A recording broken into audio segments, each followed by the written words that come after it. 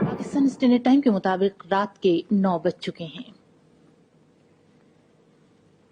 اس مہینے کی 19 تاریخ کو ملک میں ریفرینڈم کرایا جائے گا،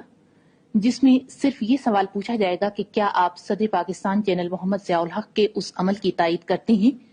جو انہوں نے پاکستان کے قوانین کو قرآن حکیم اور سنت رسول صلی اللہ علیہ وآلہ وسلم کے مطابق اسلامی احکامات سے ہم آہنگ کرنی اور نظریہ پاکستان کے تحفظ کے لیے شروع کیا ہے، اور کیا آپ اس عمل کو جاری رکھنی، مزید استوار کرنی اور منظم اور پرامن طریقے سے اقتدار عوام کے منتخب نمائندوں کو منتقل کرنے کی حمایت کرتے ہیں؟ اگر ووٹ ڈالنے والوں کی اکثریت نے اس سوال کا ہاں میں جواب دیا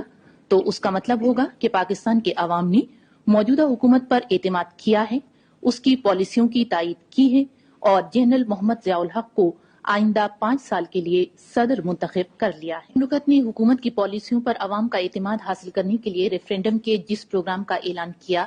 اس کا فیصلہ آج راولپنڈی میں کابینہ کے اجلاس میں کیا گیا۔ سرکاری ترجمان نے بتایا کہ وفاقی کابینہ کے گزشتہ کئی اجلاسوں میں بھی عوام کی رائے معلوم کرنے کے لیے طریقہ کار پر غور کیا گیا۔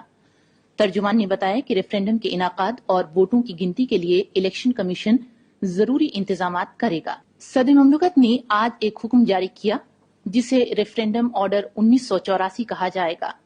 اس کا اطلاق سارے پاکستان پر ہوگا اور یہ فوری طور پر نافذ العمل ہوگا۔ کسی عدالت کو، جن میں اعلیٰ عدالتیں بھی شامل ہیں، ٹریبیونل یا کسی دوسرے ادارے کو اس حکم کی کسی دفعہ یا اس کے تحت کی گئی یا کی جانے والی کسی کارروائی کو کسی بھی بنیاد پر سماعت کرنی یا حکم امتناعی جاری کرنے کا اختیار نہیں۔ بھی دفعہ پر عمل درآمد کے سلسلے میں پیدا ہونے والی کسی بھی دشواری کو دور کرنے کے لیے